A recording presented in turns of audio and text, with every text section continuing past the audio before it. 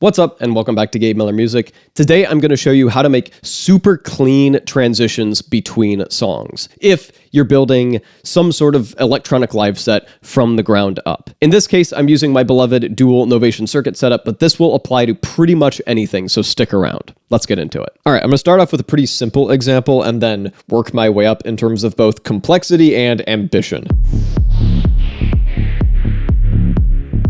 So I've got this track. And here are pretty much all the elements going at once.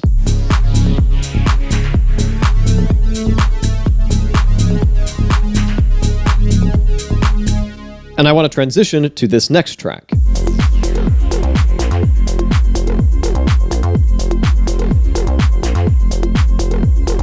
So the overall strategy here is going to be twofold. First of all, break down the track that's ending to the point that you can start to build it back up. And here's the key, have as many shared elements as possible. So things like kick drums, bass patches, hi-hats, sound effects, the key your song is in, even the patterns that instruments are playing being similar between the songs will go a long way towards creating connective tissue between the two songs. So in this example, we break down to the kick, a couple of basses, and some effects.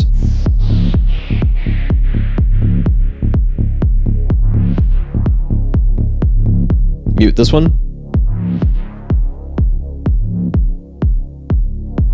A little bit of filter movement.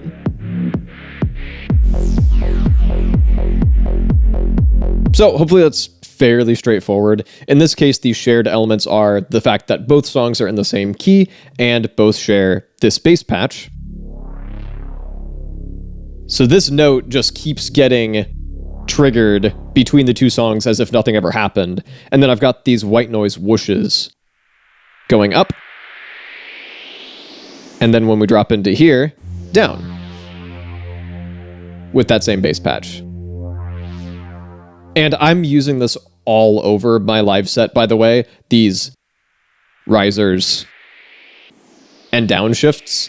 It's kind of a cheat code almost, a kind of a hacky way to make stuff feel a little more glued together. And having that many shared elements and everything be really simple means that this new bass part and this new kick sample, which is pretty similar to the previous one, kicking in aren't super jarring. They don't feel random. Everything still feels cohesive because we've got a bunch of shared elements. Or here's another pretty simple example.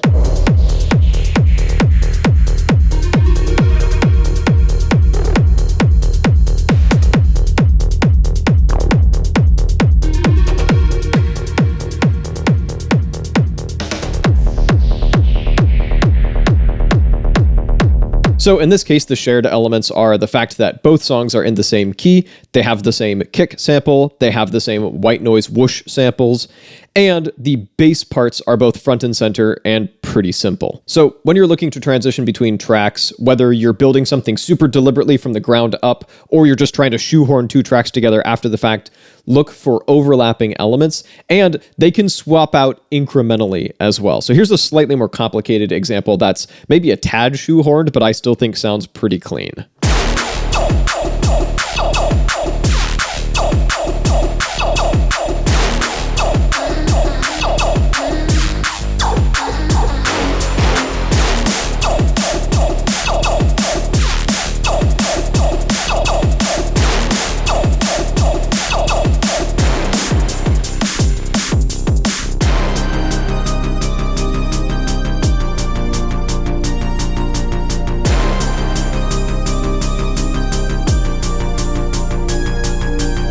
And that continues to build from there into its whole own song. There are a bunch of shared elements and then a bunch of things that get swapped out, and it happens in stages. So the most obvious shared element are these hi-hats, which are carried over directly into the next track. So those just keep on trucking through this entire section. The next thing that I added after the fact is introducing this pad. Because this wasn't originally part of this drop. There was no reason for it to be. But I didn't want to have it just kick in completely out of nowhere. So having it slowly come in at the end of this section, let me mute some of this stuff.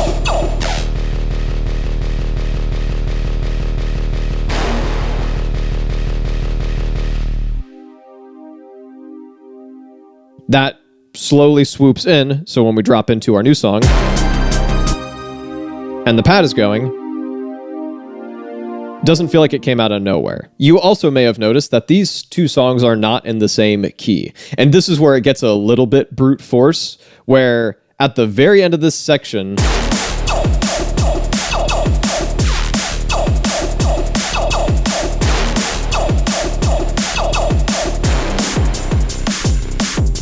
I switch to the key that the song is going to be in. So the basses just drop down to a different note and hold it long enough that hopefully your ears are used to it by the time this kicks in. So it's a little bit abrupt, and I got lucky that I chose to make these songs in keys that make sense as a key change. But that's what I mean by saying this happens in stages.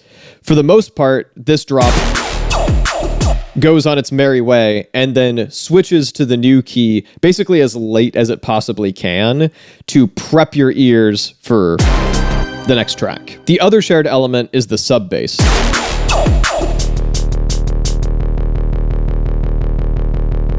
So we switch to the key of this following song, and the sub bass just keeps on going, but is now playing that new chord progression. So from the point of view of the listener, that sub bass basically just kept going the entire time, never had a break, just changed what note it was spamming a little bit. And on top of all of that, I basically draw attention to the fact that the previous song is ending by making the drums do a little fill. If I'm building something from the ground up, one thing I really like to do is take the use of shared elements to an extreme, where I basically engage in iterative beat making. So for example, I've got this track here,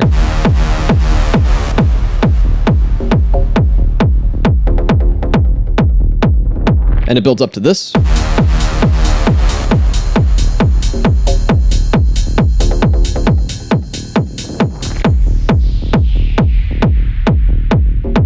So here, I've got a bunch of the same elements that you've already heard. The kick is the same, those little percussion one-shots are still in there, the white noise whooshes, of course, are still in there.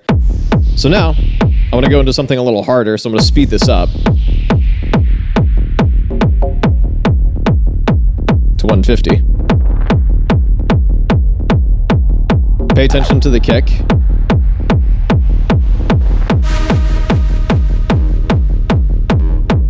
So now I am in a new song, but the kick is the same, the basses are the same, these percussion elements, this ride cymbal and this hi-hat are the same. But this will have eventually built up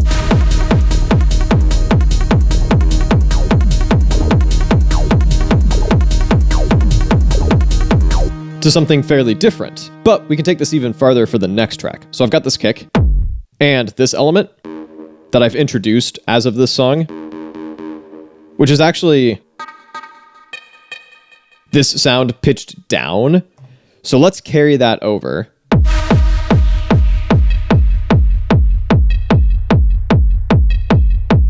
So both of these elements are shared. So we start with this pitch down,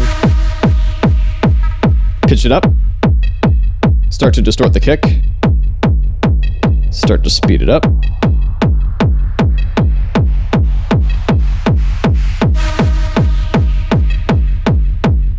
Distort the stab thing.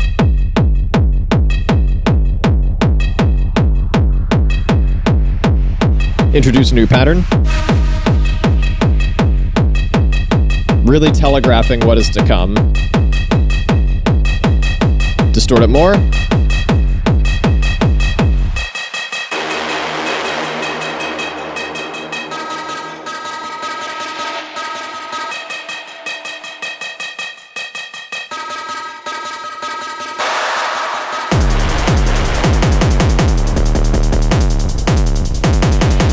And eventually that builds up to this nonsense.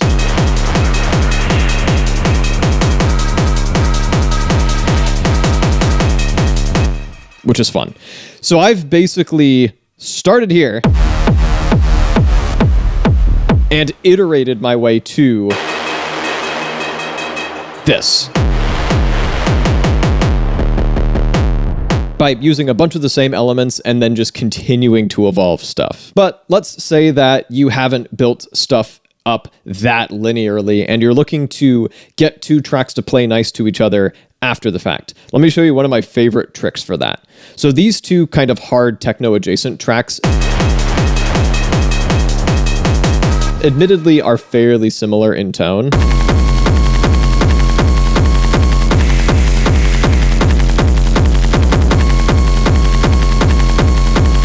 There's definitely some overlap in terms of tone here, which helps a lot, but the big ol' kicks are a big focus, and they are, in fact, different. So let me show you this trick that I actually found myself using all over the place that I like to call reduce the kick. Let's say we've broken this down a bit. On the circuit rhythm in particular, it's got this slope knob that will either cut off the end of a sample or cut off the beginning. So what I like to do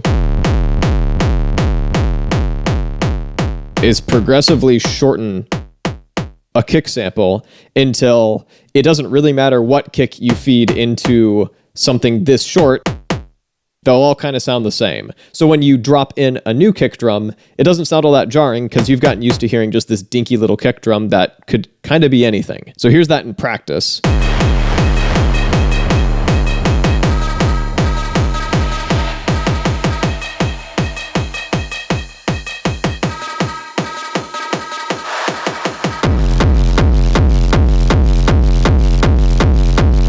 So for another example with two kicks that are a bit more different from each other, I've got this kick that I want to go from to this. Both punchy techno kicks, yes, but there's not a whole lot of overlap between this and this. Hopefully you will have noticed a little bit of overlap, but we'll get to that in a second. First of all, though, I'm going to reduce the kick slowly. Cut some lows. To my ears, that sounds a lot less abrupt than it otherwise would. So the sharp-eared among you may have also noticed that the other big commonality between these two tracks is the rolling bass line. So we've got this going. I can mute this as well. And then this rolling bass line kind of acts as the spiritual successor to the previous bass line. Your ear got used to hearing a rolling bass line, so when that rolling bass line continued, albeit with a different sound, it still kind of made sense, hopefully. Up to this point, I've been very much emphasizing using production techniques to basically make stuff sound like one long song and try to build stuff up from the ground up to be very continuous and seamless. You could also think like a DJ and think, if I was DJing between two tracks, what would I do? And then kind of co-opt that for a song transition. So a slightly janky example that hopefully still works would be this. So this track is now ending.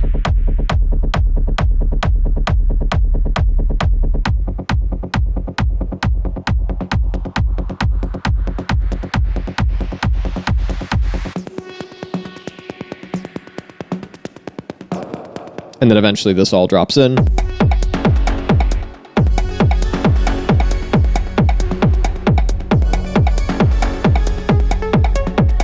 So when trying to figure out how I wanted to bridge these two tracks without it being super jarring, I was at least trying to put my DJ hat on, which, like, I'm not a DJ, so I could be wrong about this, so bear with me here. If I was doing this with very little strict technical knowledge of DJing, I would want to get both songs in the same key, and then I would want to slowly fade in the incoming song and then basically switch which kick we're hearing. If I was good at DJing, I would even take the drumless intro that just has this percussion bit and probably loop it over the kick drum of the previous song, filter it in slowly, and then drop out the previous track, maybe with a bit of backspin for flair or something.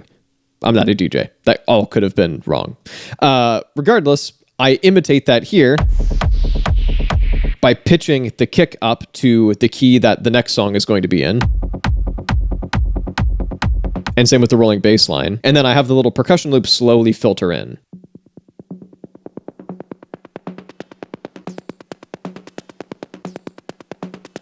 so that when we drop into here,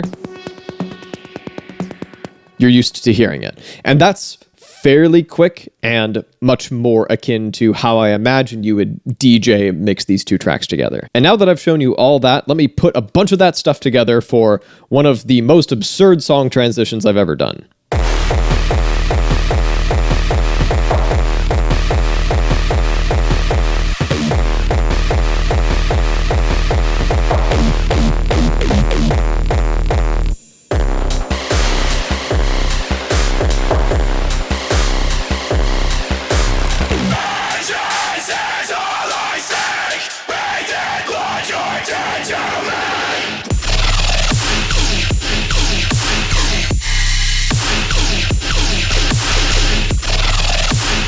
So this transition pretty much has it all in terms of techniques. It has a deliberate foreshadowing of the groove we're about to drop into, which is why it switches from 4 on the floor to this, which mirrors what the drums are doing. So I'm trying to get your ear prepared for the fact that that beat is about to happen, that we're about to go into halftime. I am also switching keys to get you into the key of the drop that I'm about to hit you in the face with. And in order to make that a little less jarring, I am leaving some space gap so that when I drop into this, that key change doesn't feel as abrupt because your ear has gotten used to not hearing the kick drum in its natural habitat. And at the very end, 3 things happen. First of all, this ride cymbal keeps going, which then becomes the ride cymbal used in the full drop. So that's an overlapping element. A bunch of other stuff drops out so that Vengeance vocal sample can take center stage. And I'm filtering in one of these bass one-shots to get your ear used to the idea of there being really loud dubstep basses on the horizon. That way, when we drop into this,